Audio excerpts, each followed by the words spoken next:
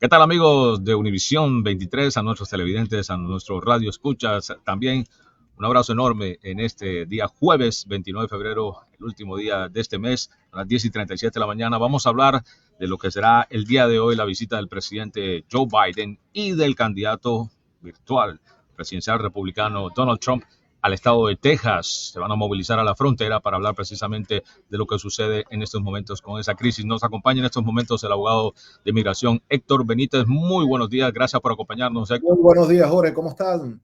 Muy bien, muchas gracias. A la expectativa de lo que pudiera suceder el día de hoy. Obviamente estamos en un año político, ya Donald Trump es virtual, candidato presidencial republicano. Estamos esperando que este supermartes quizá ya Nikki Haley tire la toalla, como lo había dicho, que lucharía quizás a este martes 5 de marzo. Ya yo creo que están en campaña política, movilizándose a un estado como Texas, donde este ha sido el caballito de batalla, la inmigración, la crisis en la frontera. Cuéntame una cosa, ¿qué se espera el día de hoy de esta visita?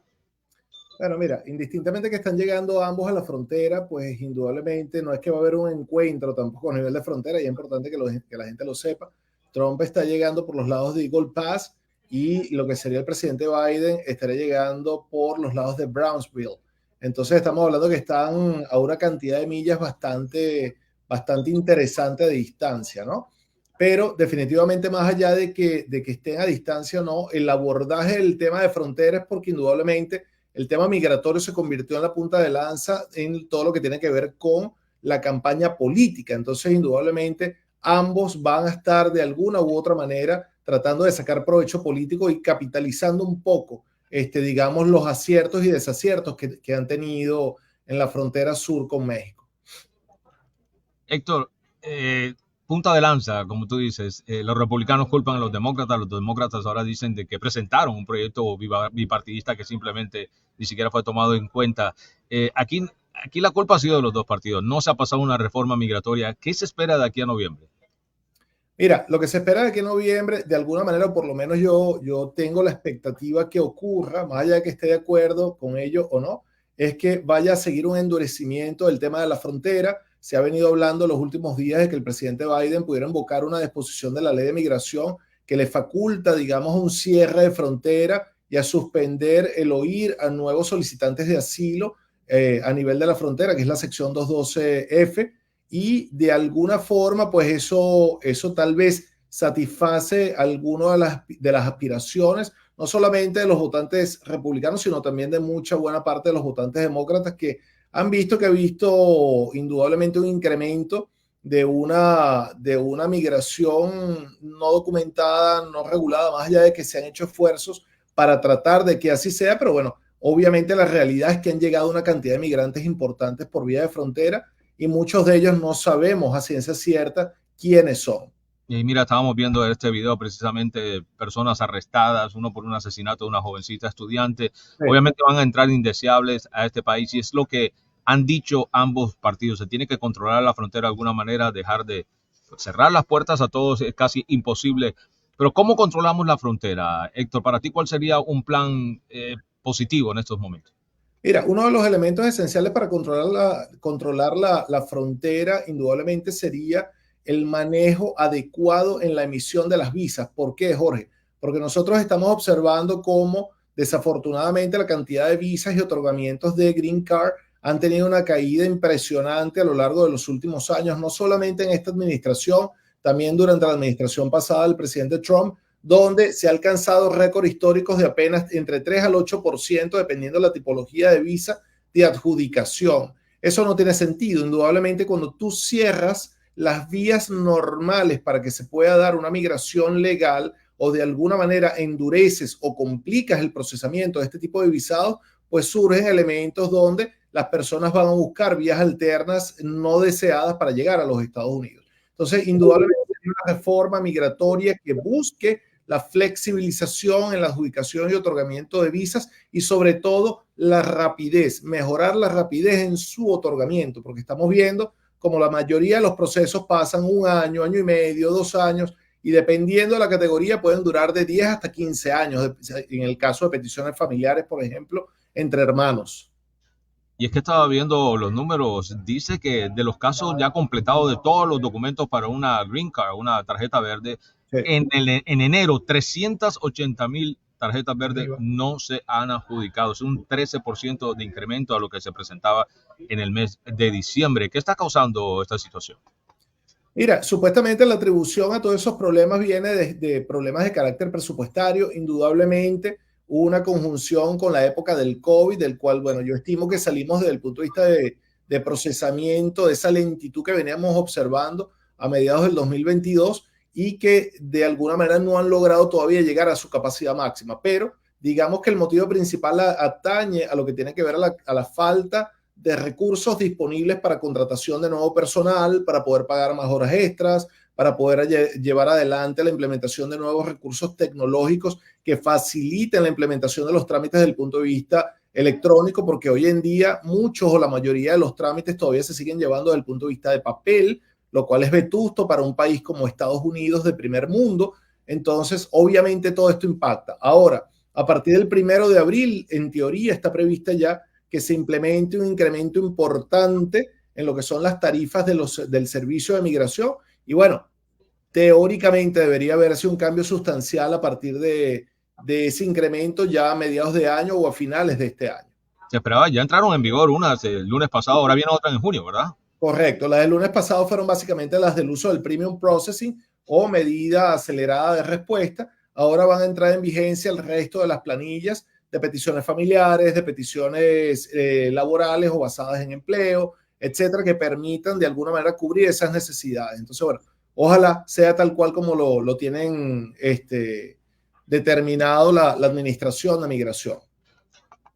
Por historia en este país hemos visto olas de migrantes, los irlandeses que crearon pandillas enormes en Nueva York, los italianos con lo que pasó en Chicago con la mafia italiana, y ahora tocó con los marielitos también, algunos indeseados que llegaron durante la emigración masiva del Mariel y ahora están entrando. El Tren de Aragua, por ejemplo, ¿cómo te preocupa la presencia de una pandilla internacional o transnacional como es el Tren de Aragua? Me preocupa muchísimo porque indudablemente no solamente como ciudadano, como persona, sino también en este caso como ciudadano de origen venezolano, yo soy venezolano, pues indudablemente tengo idea clara de qué tipo de banda o qué tipo de organización criminal estamos hablando. Es una organización criminal que ha logrado trascender fronteras. En el caso de Latinoamérica ya, digamos, se ha insertado en Ecuador, en Perú, en Chile y ha tenido ha generado un incremento en la criminalidad de manera exponencial.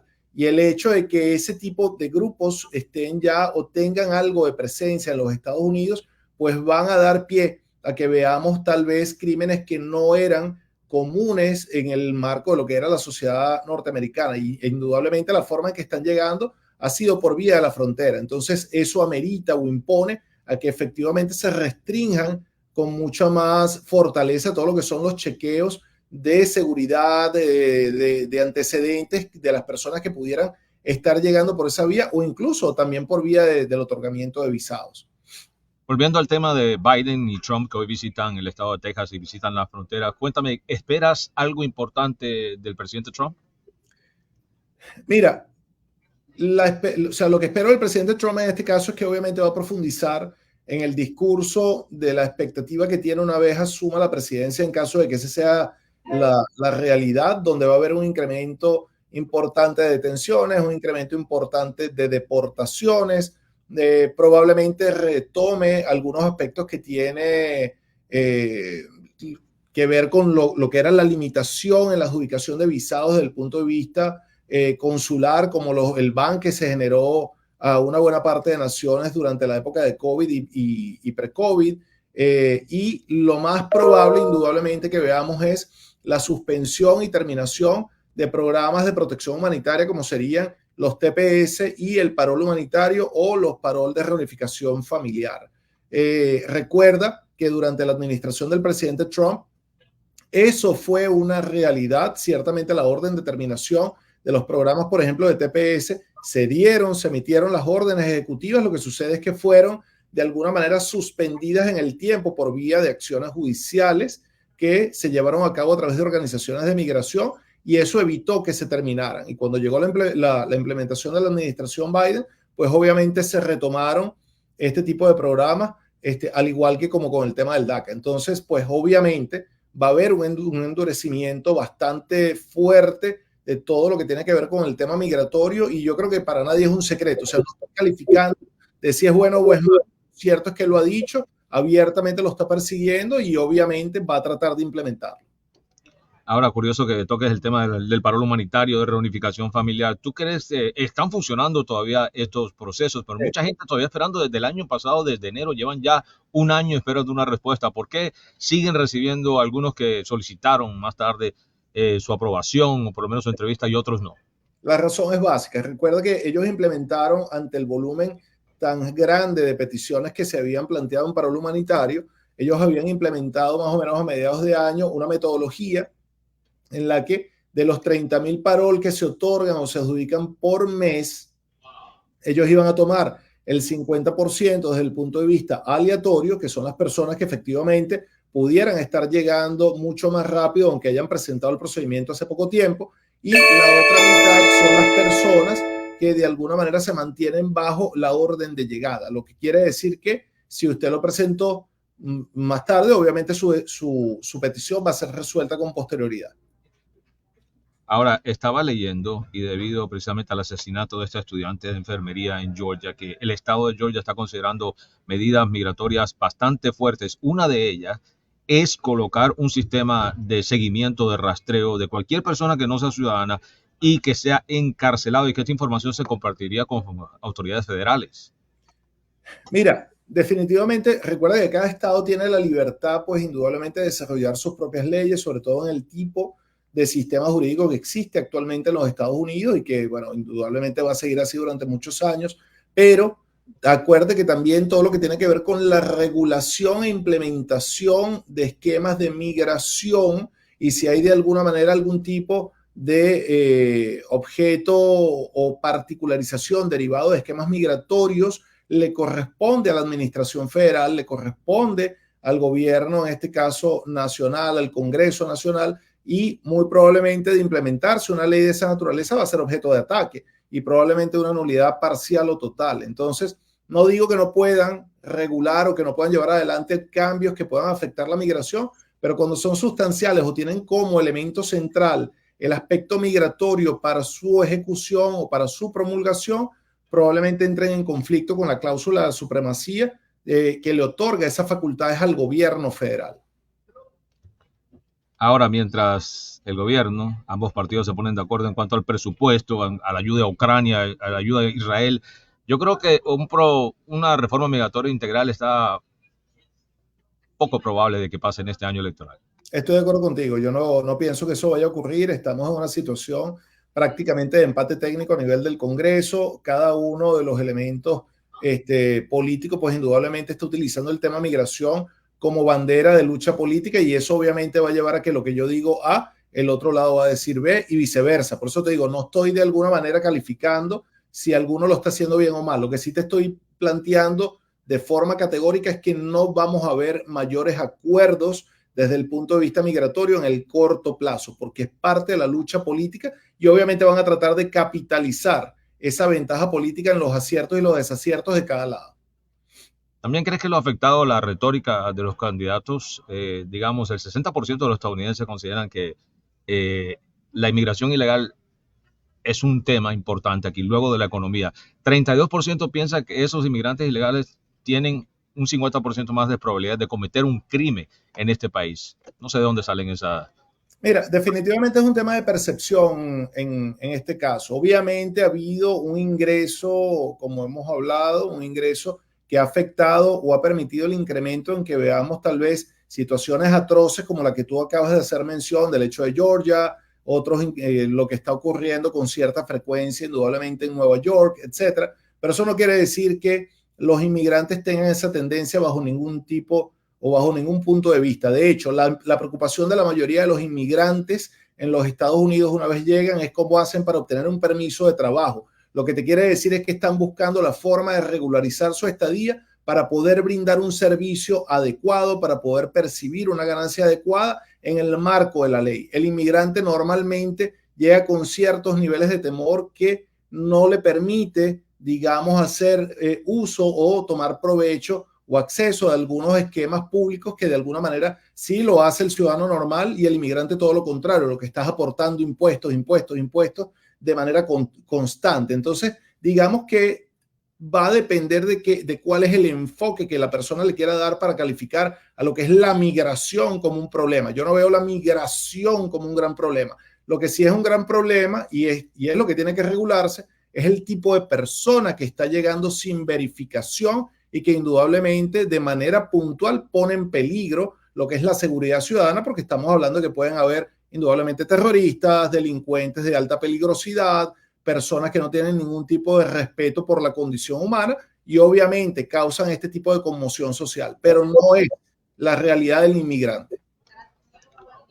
Héctor, debemos recordar que los que cometieron los ataques terroristas en Nueva York eran estudiantes con visas legales aquí para estudiar y que hasta ahora ningún inmigrante ha realizado un ataque terrorista mayor. En Oklahoma también fue un ciudadano americano, ex militar, el que puso esa bomba allá que causó tantos muertos. Cuéntame una cosa, dime tú con tu experiencia y que has visto llegar a miles de inmigrantes, sobre todo aquí a la Florida. La ciudad de Hialeah realizó recientemente un taller porque ellos desean saber exactamente la cifra, cuántas personas han llegado a la ciudad.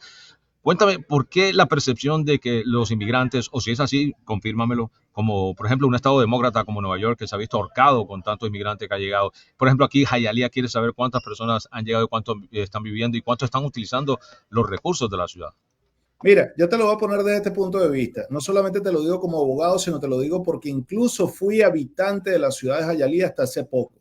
Ok, yo tenía mi residencia principal en la ciudad de Hialeah, me mudé un poco más cerca donde está ubicada, en este caso, mi oficina, pero vivía en la ciudad de Hialeah. Y las personas que llegaban, digamos, como vecinos, como nuevos integrantes de la comunidad, como personas, te estoy hablando que estaban en el marco de lo que estamos conversando hoy en día. Personas que lo que estaban era buscando cómo trabajar, cómo invertir, cómo revalidar sus condiciones profesionales u ocupacionales. Por ende, digamos que me gustaría realmente tener una idea de dónde surgen este tipo de estudios que tratan de alguna manera de desdibujar cuál es el tipo de migración que está llegando.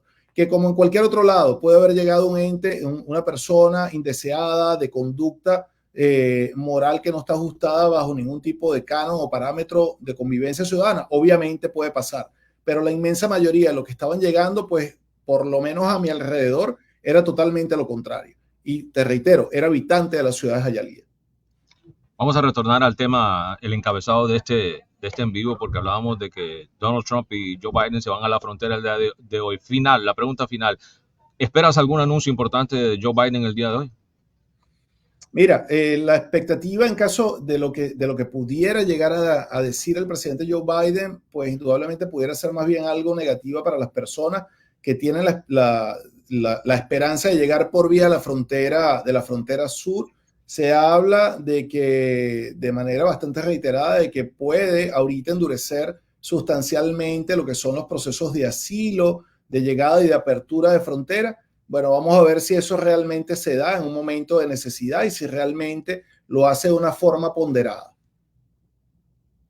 Bien, muchas gracias, Héctor, por habernos acompañado el día de hoy. Te dejo seguir trabajando y pronto salimos en otras conversaciones para hablar sobre todos estos programas que afectan a nuestra comunidad y los programas migratorios que de alguna manera también los benefician. Un abrazo enorme y que tengas un excelente día. Excelente día. Gracias por habernos acompañado. Y ustedes, como siempre, los espero hoy a las 2:30 de nuestra edición Digital Miami, donde ampliaremos sobre la visita del presidente Joe Biden y del virtual candidato presidencial republicano a la presidencia, Donald Trump. Que tengan todos un feliz día. Bye bye.